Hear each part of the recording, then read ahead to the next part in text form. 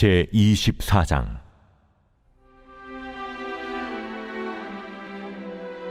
바벨론의 느부갓네살 왕이 유다 왕 여호야김의 아들 여고냐와 유다 고관들과 목공들과 철공들을 예루살렘에서 바벨론으로 옮긴 후에 여호와께서 여호와의 성전 앞에 놓인 무화과 두 광주리를 내게 보이셨는데, 한 광주리에는 처음 익은 듯한 극히 좋은 무화과가 있고, 한 광주리에는 나빠서 먹을 수 없는 극히 나쁜 무화과가 있더라.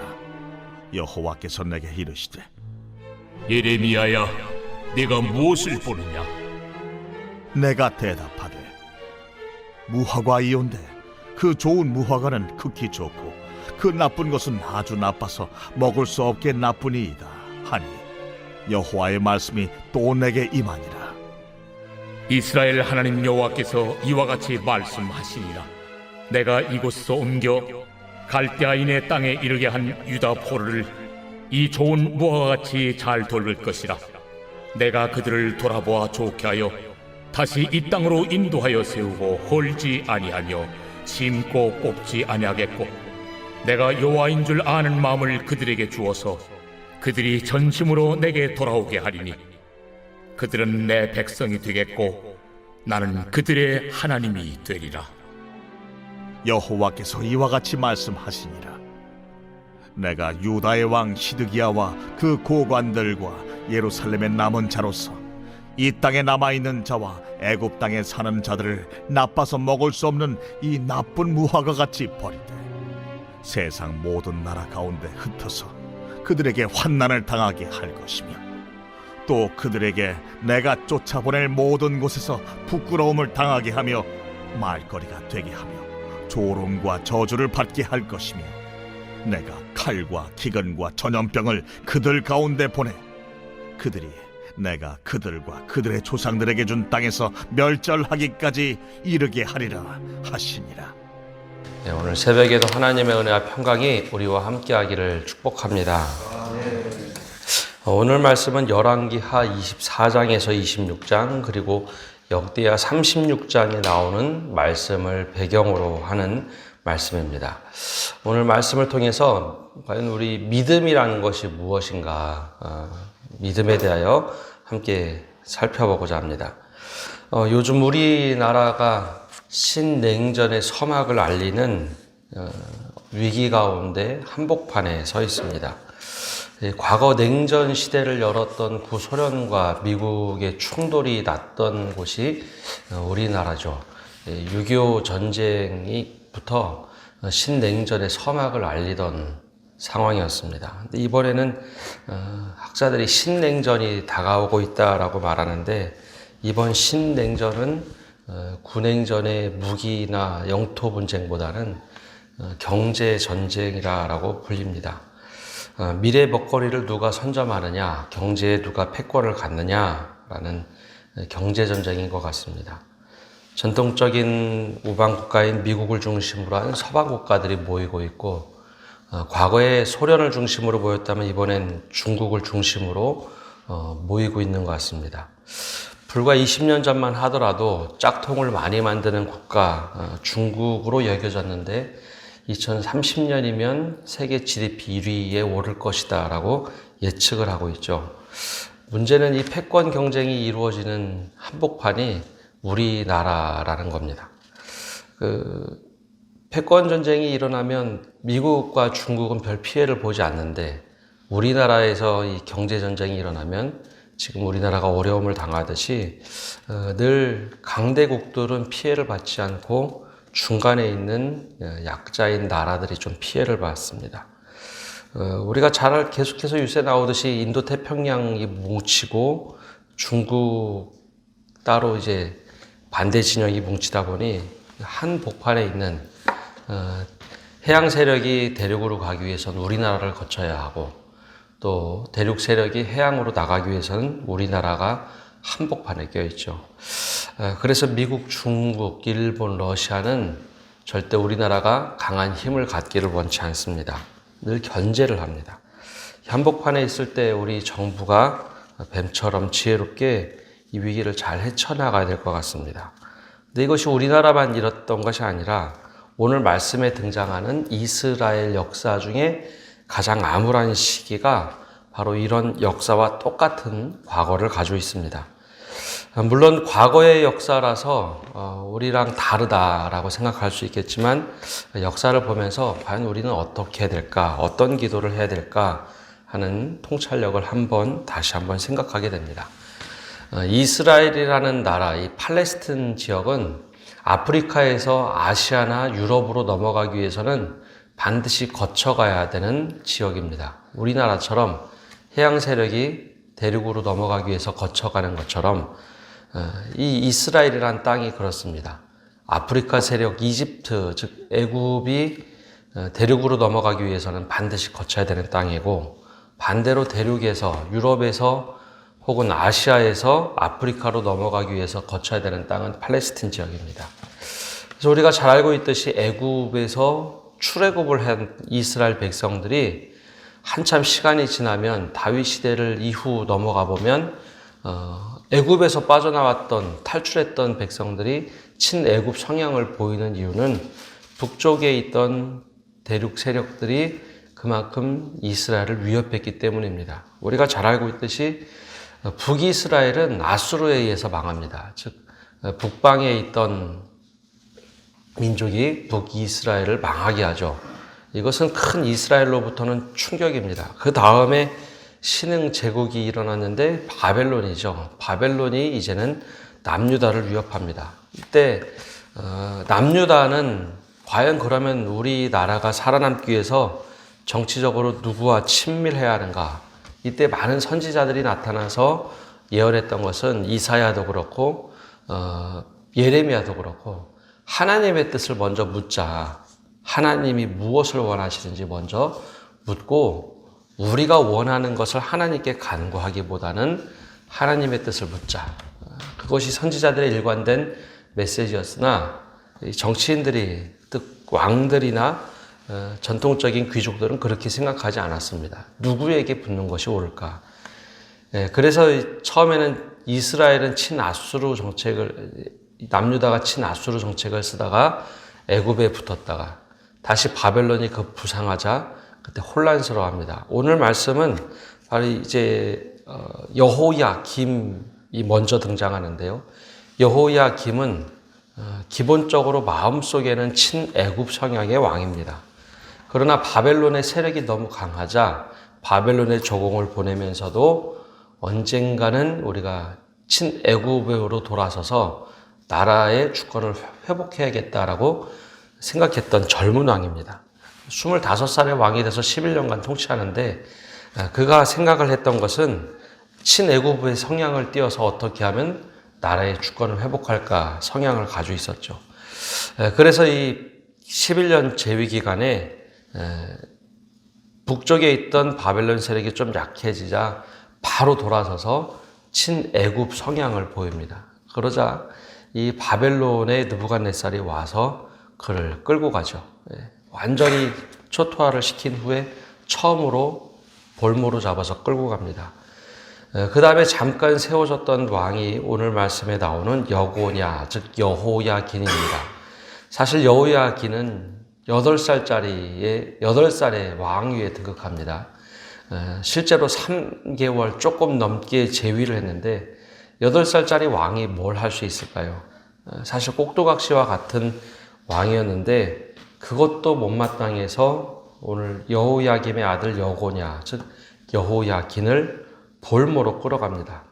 그때 유다 고관들, 목공들, 철공들 예루살렘에서부터 바벨론으로 끌고 가죠. 그리고 나서 시드기야라는 삼촌을 왕으로 세워놓고 이제는 볼모 정치를 합니다. 섭정을 하죠. 이때 하나님께서 예레미야에게 보여주신 환상입니다.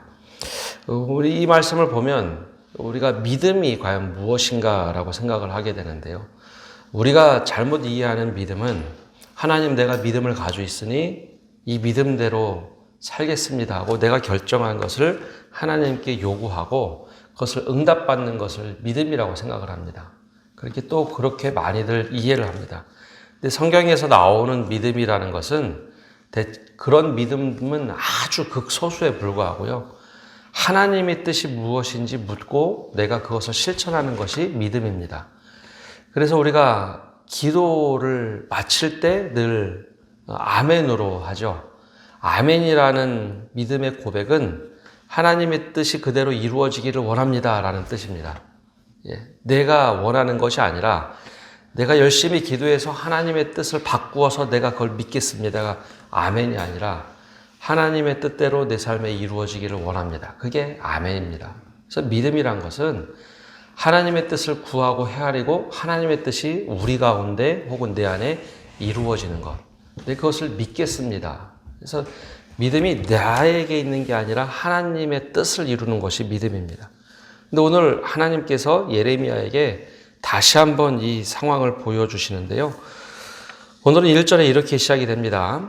바벨론의 느부갓네살 왕이 유다 왕 여호야김의 아들 여고냐와 유대 고관들과 목공들과 철공들을 예루살렘에서 바벨론으로 옮긴 후에 여호와께서 여호와의 성전 앞에 놓인 무화과 두 광주리를 내게 보이셨는데, 성전 앞에 있는 두 무화과 나무 광주리를 보여주셨습니다. 두 광주리. 근데 한 광주리를 보니 한 광주리에는 좋고 아주 싱싱한 무화과가 담겨 있는 반면 다른 광주리에는 무화과 상태가 너무 나빠서 도저히 먹을 수 없는 버려야 되는 무화과 열매가 담겨져 있었죠. 그래서 하나님께서 다시 물어봅니다. 너 뭐를 보았느냐? 그러자 본 그대로 대답을 하죠. 한 광주리에는 좋은 무화과가 있습니다. 그리고 다른 한 광주리에는 나쁜 무화과가 있어서 먹을 수 없습니다. 그만큼 나쁩니다. 그러자 이때 이제 하나님께서 응답하시는데 크게 두 가지로 무화과 나무의 열매를 해석을 합니다. 하나는 좋은 무화과 나무고 하나는 나쁜 무화과 나무인데 그게 어떤 의미를 담고 있는가 말씀해 주시죠. 근데 무화과라는 것은 이스라엘을 상징하는 나무 중에 하나입니다. 이스라엘을 상징하는 나무가 포도나무가 있고요. 또 그 다음에 감람나무, 그리고 또 하나는 가끔 무화과 나무가 이스라엘을 상징하는 나무입니다. 대체적으로는 포도와 감람나무를 얘기하죠. 근데 여기서는 하나님께서 무화과를 보여주셨습니다. 근데 무화과, 우리가 일반적으로 좋은 것과 나쁜 것은 눈으로 딱 보면 압니다. 근데 나라를 상징할 때는 거기에 해석이 따릅니다. 근데 여기에 해석이 좀 달랐습니다. 예레미야는 어떻게 해석을 했는가 하면 좋은 무화과, 이스라엘 백성들, 특별히 남유다 백성들은 이 땅에 남아서 믿음을 지키는 사람들, 즉 예루살렘에 남아있는 사람들이 좋은 무화과라고 생각을 했고, 포로로 끌려간 사람들은 무엇인가 잘못해서 저렇게 갈대아인에게 포로로 끌려갔다, 믿음이 잘못됐다라고 생각을 했습니다. 이게 일반적으로 사람들의 생각이죠. 근데 하나님은 그것을 딱 보시고 예레미야에게 보여주신 후에 이렇게 말씀하십니다. 5절에 보면 이스라엘의 하나님 여호와께서 이와 같이 말씀하시니라. 내가 이곳에서 옮겨 갈대아인의 땅에 이르게 한 유다 포로를 이 좋은 무화과 같이 잘 돌볼 것이라. 사람들의 생각과 정반대로 하나님이 해석을 하셨습니다. 좋은 무화과는 너희들이 생각하는 대로 예루살렘에 남아있는 자들이 좋은 무화과가 아니라 내가 이곳에서 옮겨, 즉 예루살렘에서 옮겨서 갈대아인의 땅에 이르게 한 포로를 좋은 무화과라고 말하겠다라는 겁니다. 반대로 8절에 보면 여호와께서 이와 같이 말씀하시니라. 내가 유다의 땅 왕 시드기야와 그 고관들과 예루살렘의 남은 자로서 이 땅에 남아있는 자와 애굽 땅에 사는 자들을 나빠서 먹을 수 없는 이 나쁜 무화과 같이 버리라 해. 오히려 예루살렘에 남아있는 백성들은 나쁜 무화과, 그리고 애굽으로 간 사람들은 나쁜 무화과로 버리겠다라고 얘기합니다. 사람들이 가지고 있는 생각과 하나님의 생각이 차이가 커도 너무 큰 겁니다. 정반대죠. 근데 왜 그랬을까라는 겁니다. 왜 그랬을까? 우리 생각에는 예루살렘의 믿음을 지키며 남아있는 사람들이 어떻게 해서든지 믿음을 지키려고 남아있는 사람들이 훨씬 더 좋은 믿음을 가질 거라 생각을 하는데 하나님은 반대로 이야기합니다. 왜 하나님은 이렇게 이야기하실까라는 겁니다. 하나님께서 선지자들을 통해서 계속해서 말씀하신 것은 내가 너희를 어떻게 인도하는가 하나님의 뜻이 중요하고 하나님의 뜻대로 믿음으로 살아내는 게 중요하다고 했는데 예루살렘에 남아있는 사람들의 특징은 하나님의 뜻이 중요한 것이 아니라 우리가 믿음 지키는 것은 이것입니다. 하나님 우리 지켜봐 주십시오 라고 생각했던 사람들입니다. 예루살렘에 남아있는 것이 좋겠다라고 생각한 것이 하나님의 뜻이 아니라 자기들의 판단이었다는 거죠. 그래서 시드기야 왕과 그리고 나머지 백성들, 특별히 그리고 8절에 나오는 애굽으로 내려간 자들, 애굽으로 내려간 사람들은 왜 애굽으로 내려갔는가 하면 믿음을 지키기 위해서 바벨론의 공격을 피해서 애굽으로 넘어간 사람들입니다. 근데 하나님의 뜻과는 사실 배치되는 이야기입니다. 애굽으로 내려가서 우리가 피난 갔다가 다시 돌아오리라. 스스로 판단하고 내려간 거죠. 근데 하나님은 그것을 믿음 없음으로 본 겁니다. 내가 원하는 믿음은 내 보호 속에 있는 것인데 그래서 5절의 말씀 후반부에 나온 이야기가 그 핵심입니다. 내가 이곳에서 옮겨 갈대아인의 땅에 이르게 한 사람들, 포로들, 내가 옮겼다는 겁니다.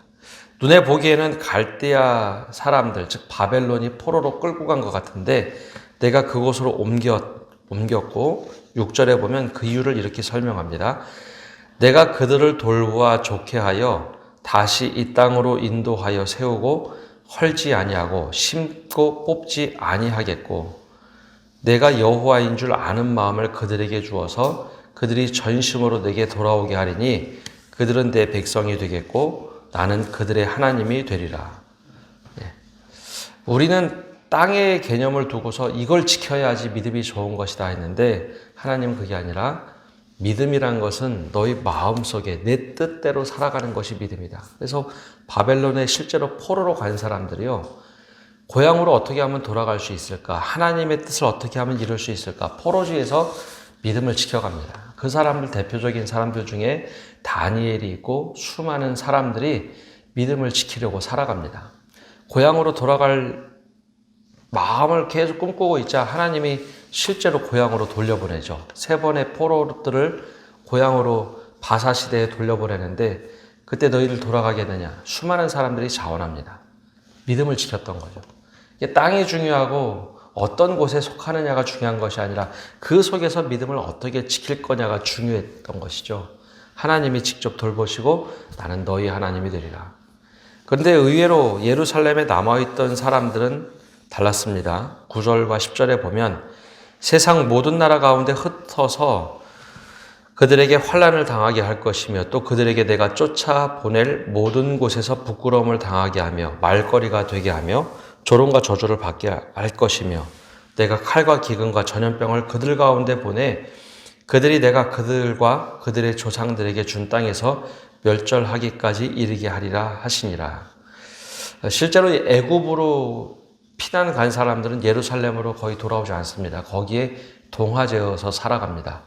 예루살렘에 남아있던 사람들은요, 나중에 포로기 이후에 귀환했을 때 예루살렘 성전을 재건하고 예루살렘 성벽을 재건할 때 제일 방해하고 이거 못한다고 했던 사람들이 포로지에서 돌아온 백성들이 아닙니다.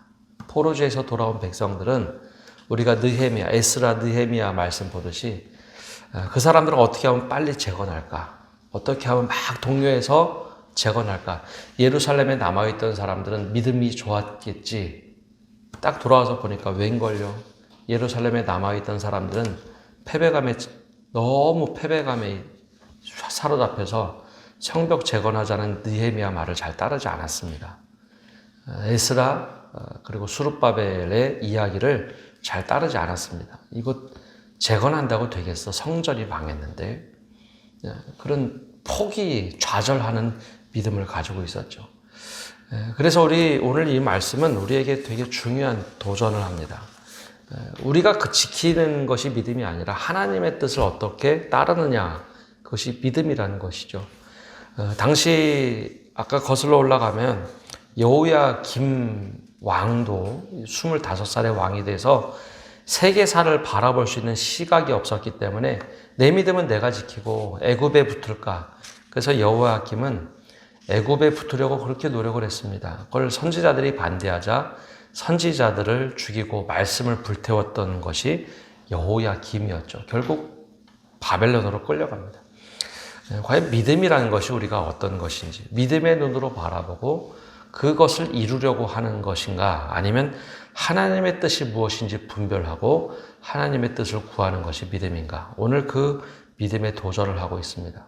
우리나라가 지금 이제 많은 어려움에 있는데, 이때 우리가 하나님의 뜻이 무엇인지 깨닫고, 하나님, 이 정치인들이, 우리가 그리스도인들이 하나님의 뜻을 깨닫고 정말 바른 길을 제시할 수 있도록 우리가 믿음의 눈을 들어서 이 땅을 위해서 중보하며 기도하게 해주십시오. 그리고 지혜를 모으게 해주십시오. 우리가 우리 나라를 위해서도 기도하고, 과연 우리 믿음을 위해서도 하나님의 뜻을 잘 분별하고 따르게 해주십시오. 두 가지 기도 제목을 가지고 기도하시는 성도 여러분 되시기를 바랍니다. 기도하겠습니다. 하나님, 오늘도 이 새벽에 나와서 기도합니다. 이스라엘 역사 중에 가장 어려웠던 치욕의 순간들을 우리가 말씀으로 보면서 두 광줄에 담긴 무화과를 봅니다. 우리 생각에는 당연히 우리의 믿음을 지키고 예루살렘에 남아있던 이들의 좋은 무화과로서 보여지는데, 주님은 오히려 내 뜻대로 갈대아인의 땅으로 옮겨진 자들, 내가 그들의 하나님이 되고 그들은 내가 그들의 하나님이 되고 내가 보호하리라, 그 믿음을 지켰던 그 사람들이 오히려 좋은 무화과다. 하나님의 뜻대로 살아간 이들. 오늘 우리의 믿음을 볼 때 우리가 어떤 믿음을 가지고 있는지 돌아보게 하여 주옵소서. 내가 원하는 바를 하나님께 구하며 이것을 믿음으로 생각하는 것은 아닌지, 이것이 나쁜 무화과라고 말씀하시며 좋은 무화과는 주님의 뜻대로 살아가려고 몸부림치는 이들임을 우리에게 보여주실 때 우리가 그 좋은 믿음을 갖게 하여 주시옵소서. 더 나아가서 주님, 이 땅을 위하여 중보하며 기도할 때 하나님의 뜻이 무엇인지 잘 분별하고 하나님께 인도함을 받는 우리나라 될 수 있도록 중보 기도하게 하시고, 예레미야처럼 주님의 뜻을 분별하는 사람 되도록 은혜 내려 주시옵소서. 이 땅을 위해서 중보하며 기도할 때 하나님의 선한 계획들이 이 땅에 펼쳐질 수 있도록 우리가 먼저 깨닫고 기도하게 하여 주옵소서. 오늘 한 날도 모든 것 주님께 맡겨드리며 예수님의 이름으로 기도합니다. 아멘.